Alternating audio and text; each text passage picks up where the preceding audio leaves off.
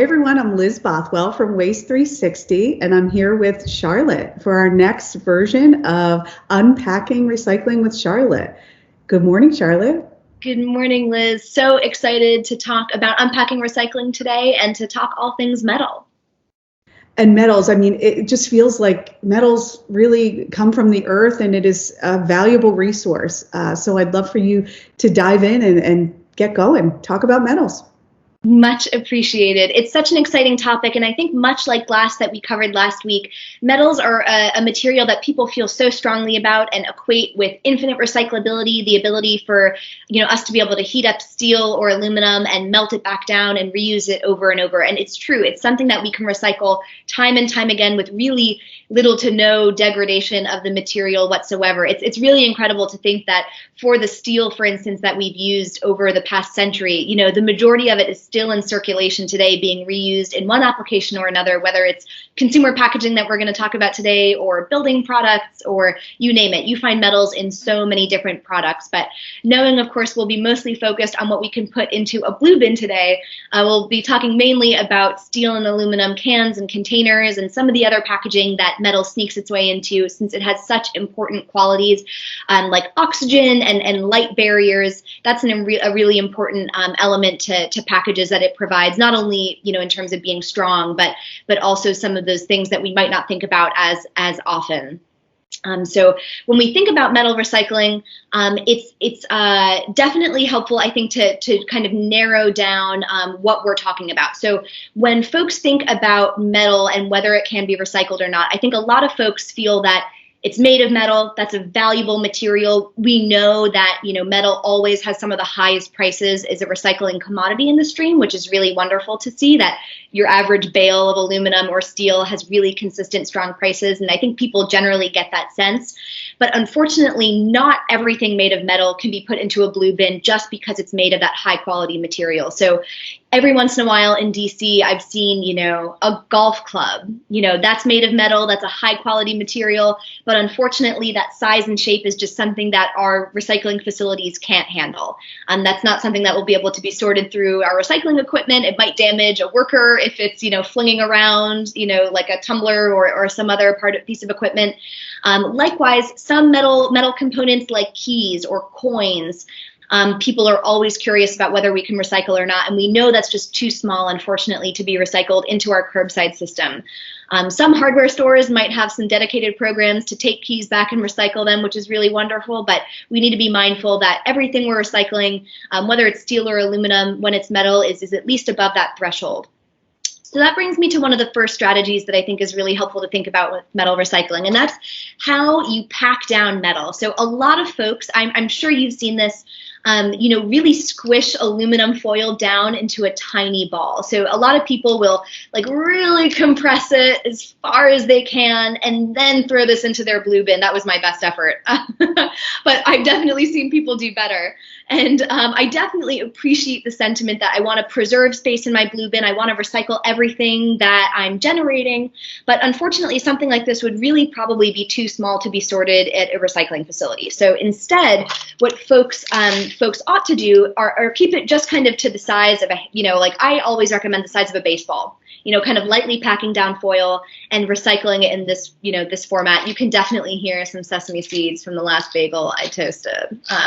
Ignore that. But you can pack the aluminum foil down. You just don't want to do it so small that you won't be able to sort it at a recycling facility.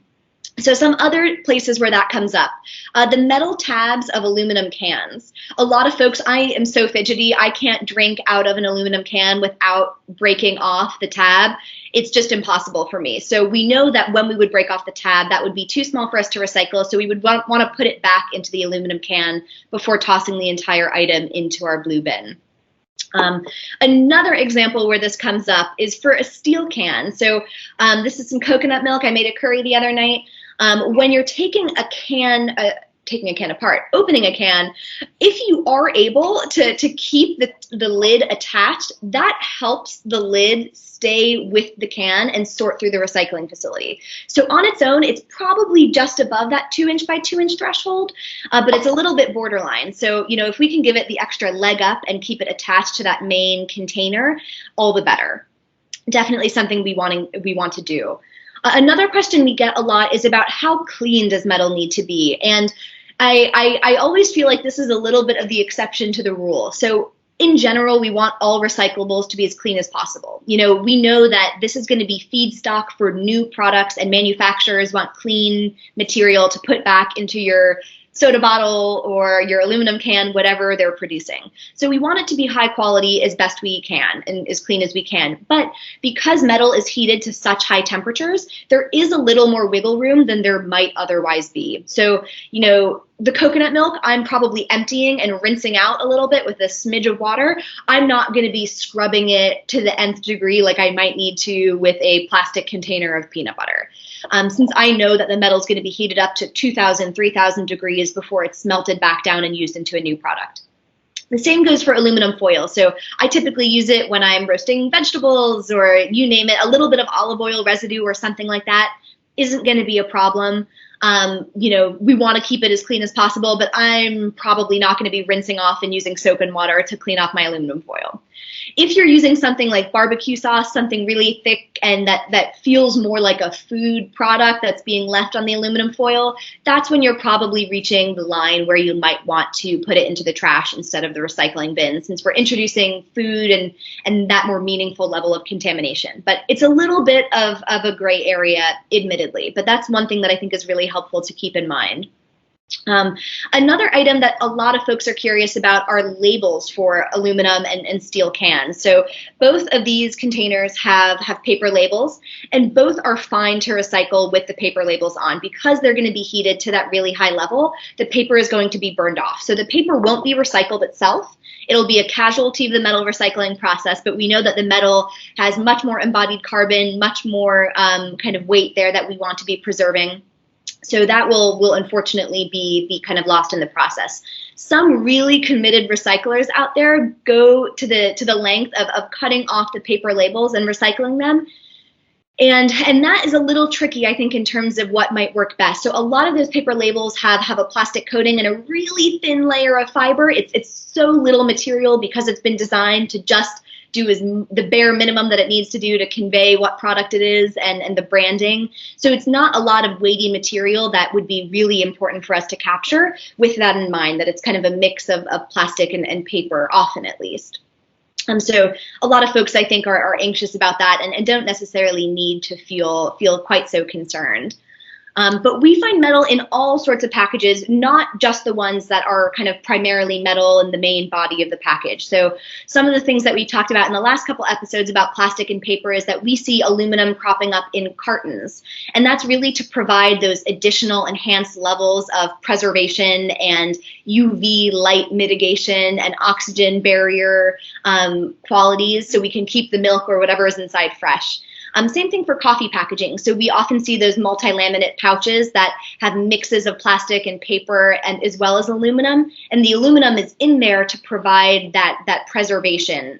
So unfortunately, when metal isn't the primary component of a package, it can unfortunately sometimes render materials unrecyclable for that reason, because we, of course, really want for the most part, packaging that's made of one material alone, since recycling facilities can't break apart materials, with very rare exceptions like cartons, where the industry has gotten together and they know that so many cartons are being generated that they invested in creating a dedicated way to recycle that one material.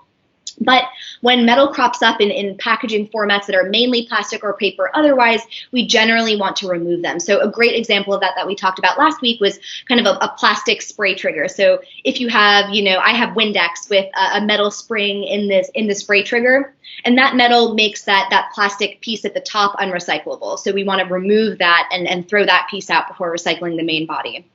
But we also see a lot of metallized film and metallized foil cropping up. So I am such a Kerrygold butter fan. They use a metallized foil package here, so that has a layer of metal as well as paper. But of course, because those two materials are combined, we really wouldn't be able to recycle that piece once the butter is all gone and we have that square left. So we see it cropping up all across the board, but generally we really want to be recycling those materials that are made of metal, but primarily metal. So cans, containers, those aluminum baking dishes that you might buy, like a sheet of brownies in at the grocery store, or, a pie at a grocery store with, those are all really high quality. But when something is just made of a tiny bit of metal or layers of different materials in metal, that's generally when it becomes a little too tough to recycle. Okay, well, that's great advice.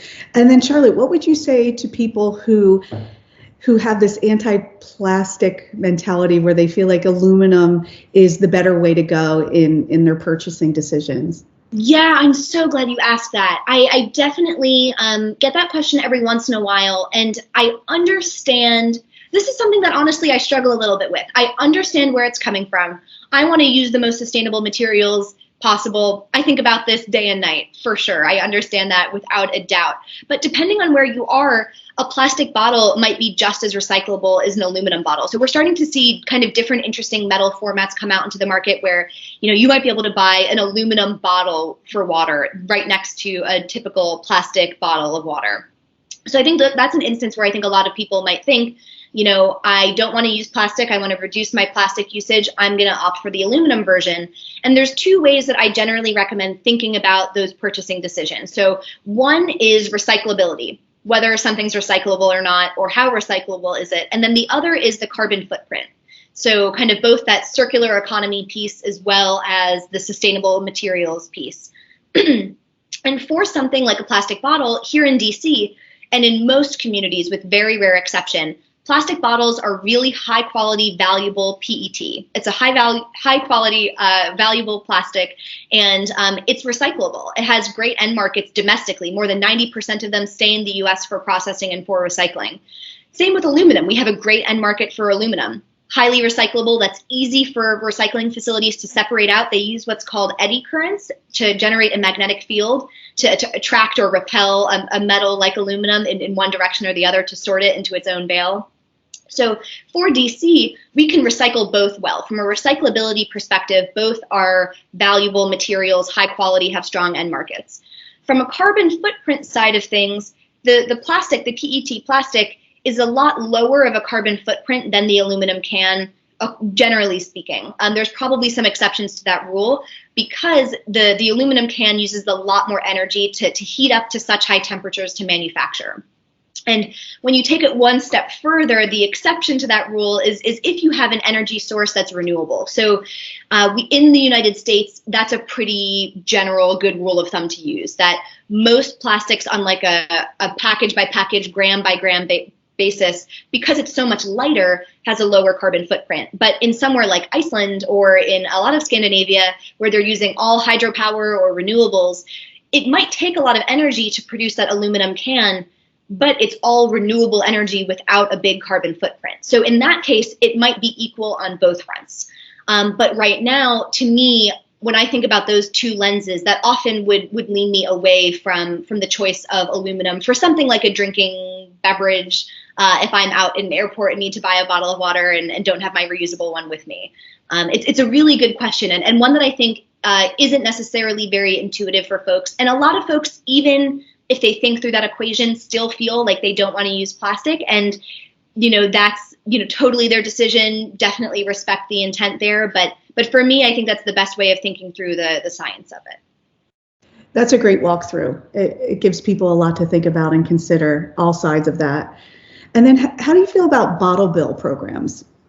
Yeah, such a great question, and one that I think I was remiss not to touch on during our last conversation too, and nor are plastic ones, since bottle bills are really effective programs to capture drinking bottles, beverage containers of almost any kind in the states that have them. So many states in the U.S. Have what we call bottle bills. They're a form of extended producer responsibility legislation, or EPR, which I am so excited to unpack and dive into meaningfully in its own episode, because it is a whole exciting can of worms about how we can improve recycling through policy. But bottle bills are kind of the first wave of that kind of legislation that's been introduced into the U.S.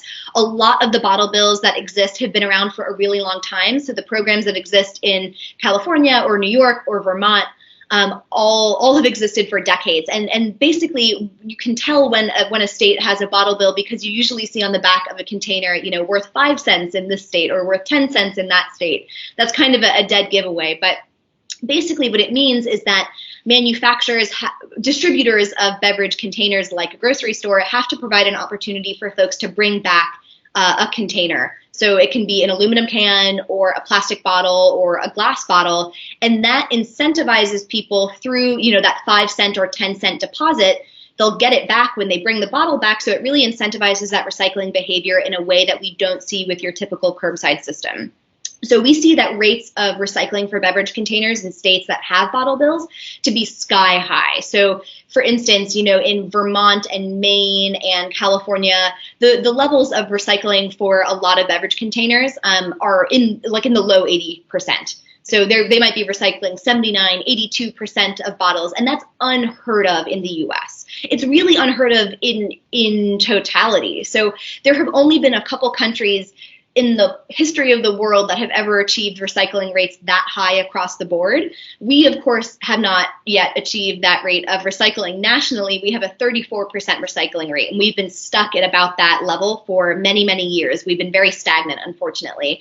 But for certain product types and in certain places, we have been able to break kind of the ceiling there and get to pretty high levels of recycling through those bottle bill efforts. One of the trade-offs with that, though, is that a lot of those beverage containers are the high-quality plastic, high-quality aluminum, and glass that a lot of curbside programs have generated revenue from. So typically, a recycling program run by a city is a net cost. You're not going to be making enough money through the resale of recyclables to pay for the program. That might have been the case back in the 70s or 80s, but definitely isn't the case in kind of our modern day era. So unfortunately, when you do start those bottle bill programs, you do capture a very high portion of the recyclables, and that's the end goal. So we're succeeding there. But one trade-off to just be mindful of is that it does direct some of that highest value, most important material away from the curbside program to that dedicated bottle bill channel. So a lot of programs in a state like California where they have bottle bills and have those dedicated deposit centers where folks are bringing material back, they might not be making as much money at a city who's running a curbside program. So it might cost more to run your normal recycling program if you have a bottle bill for that reason. But definitely it's something that's been proven really effective regardless, a hugely successful program really across the board wherever they've been implemented. Thanks for giving all sides of that as well. That was really informative. Great question. So we're nearing the end, and we always ask your most frequently asked Twitter question around metals. Can you talk a little bit about that? Yeah, I think the most common one that comes up is falls into the category of packaging that has some metal, but it's not primarily made of metal. So a lot of folks use coffee pods, for their morning cup of coffee, and most of them have aluminum foil, tops that you peel off to get at it. And a lot of folks are really curious about whether that's recyclable or not. So we know that the coffee pod as a whole is too small to be recycled, unfortunately, along with the aluminum. And of course, we know that even if it were big enough, the plastic would need to be separated from the aluminum top. So I've been able to share with folks whenever they've asked that, the aluminum foil piece would be recyclable if you want to save it up and wait until you have 1,000 aluminum, lids that you can roll up into a ball that's big enough to recycle. So if you are committed enough to do that, you are totally welcome to save all of those up or bundle them with your other aluminum foil that you might be using to recycle. But unfortunately, alone, it would be too small. But I think that because coffee pods are so ubiquitous, a lot of people are really curious about kind of those tangential and kind of metal recycling questions where metal isn't the main piece, because I think a lot of people are familiar with that foundational awareness that, a beer can, a steel can, you can recycle, but what about all of these other places that I'm seeing metal crop up? Absolutely. Well, I'm loving this series. You were making sure people get rid of the confusion around recycling, especially what you just mentioned. There are so many little pieces to your morning coffee that we're not sure what to do with. And you've just really enlightened us all. So thank you so much, Charlotte. Absolutely. My pleasure. Thanks, Liz. See you next week, everyone.